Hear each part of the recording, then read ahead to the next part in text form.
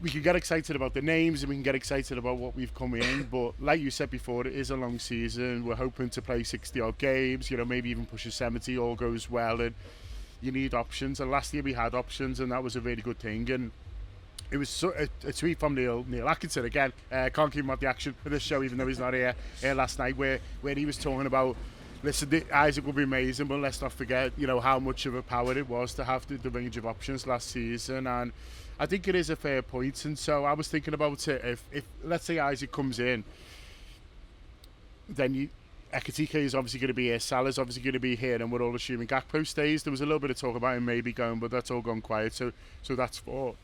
Diaz could still go to Bayern, and you might say, well, that could help, fund the Isaac thing in terms of cash flow. And then there's Nunes, who we're all expecting to sell.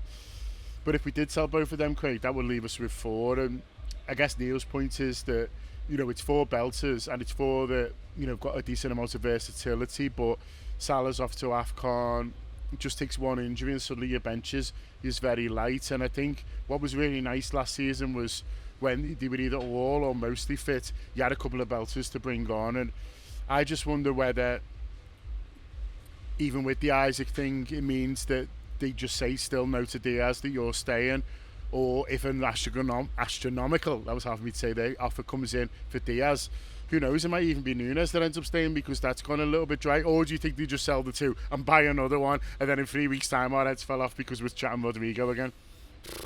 There's a lot there. There's a couple of things that I'm talking about PSR and how they've got themselves into a position they're able to do this, but part of that isn't just commercially, it's how they sell, and Liverpool have sold really, really well. And I think the interesting thing with Nunes is I thought he would have been gone by now, to be honest. I thought that he might go to Napoli and they might have got a big offer for him, and it looks like the only offer so far from Saudi, and whether he'll want to do that, I'm not sure.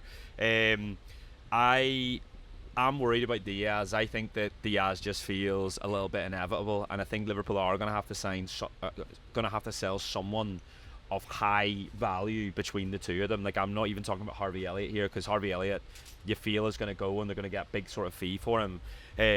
But I think it's going to have to be that and someone else for all of the rest of what Liverpool want to do to happen. So. But then, I've said it before, it might just be one of those summers where Liverpool think, actually, the players that have shown up time and time again in our numbers and in our data, who we really like the look of both visually and the numbers back up, are all available in one summer, and include Rodrigo in that. And maybe they look at Diaz and think, well, maybe Bayern get the 75 million, we can get a Rodrigo for 80, and Diaz has only got X number of years left in his contract, and there might be something that they do there. And I've said before, there's a little part of me sort of feels a little bit uncomfortable in terms of how many new players we're bringing in, because while it's exciting, it's also it's transition without needing or wanting transition, because you're champions. But then, I trust Liverpool Football Club in the signings they've made, and we've always said, look, we trust them wholeheartedly. We think the process, the strategy is bang on. The execution's bang on whenever they make the signings, but you want more of them. Well, we might get more of them.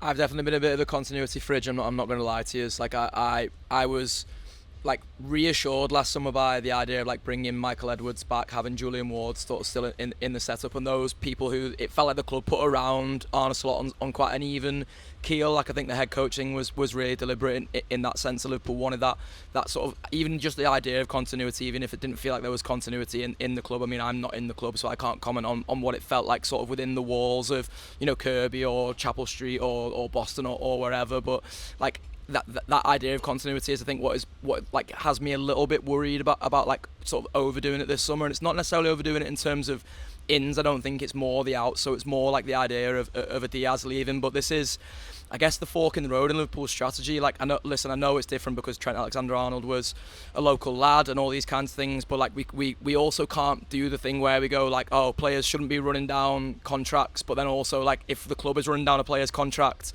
then begrudge that player for leaving. And that's where I think Luis Diaz has got himself into a situation now where he's thinking, I'm on way less money than, I mean, most of my peers at this football club, I imagine loads and loads of lads at Bayern Munich, and probably lads at Bayern Munich who are worse than Luis Diaz at football as well. And like, I want to go and get my big payday before I start to, you know, decline and go over my peak years. He's like 27, 28 years old now, so he is at that sort of age where that is genuinely going to be a concern for him.